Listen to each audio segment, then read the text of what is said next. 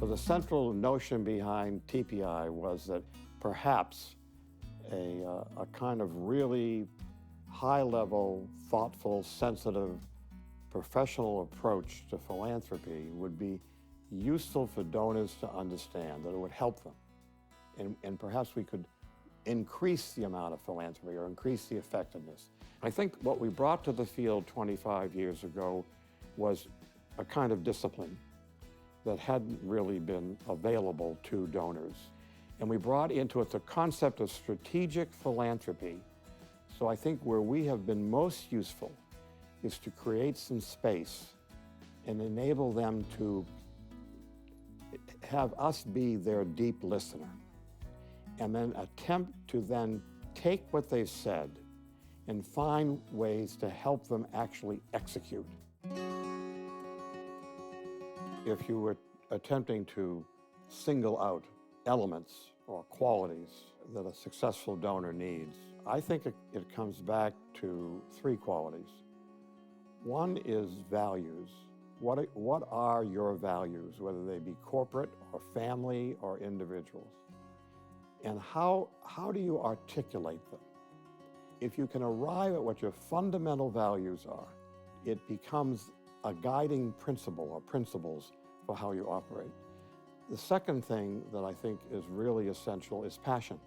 We can tell you that when we talk with TPI clients over 25 years, many of them have difficulty saying, well, I don't know, there's so many things to be passionate about.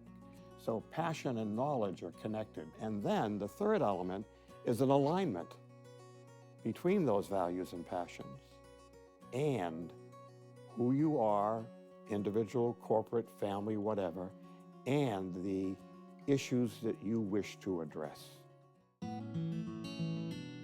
Most philanthropy is fundamentally risk adverse, and it's the opposite of the opportunity. What I think would be a very bold question that every donor takes on is, if you were to take on the question of what are the big issues in my community, in my life, in the world that I want to address, what are they? What are they?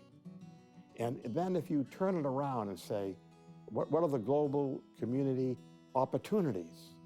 What's there that's in front of you that you could move?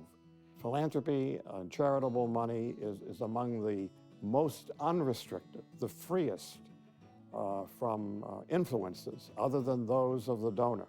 The opportunity to take risks are tremendous. Be fearless. It is extraordinarily energizing, extraordinarily exciting to think about philanthropy in that way. Legacy is a huge aspiration for those who are involved in philanthropy. And these words by Baba Dijon, a Senegalese writer, I think captures beautifully the notion of a moral legacy.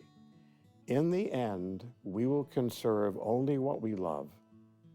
We will love only what we understand, and we will understand only what we have been taught.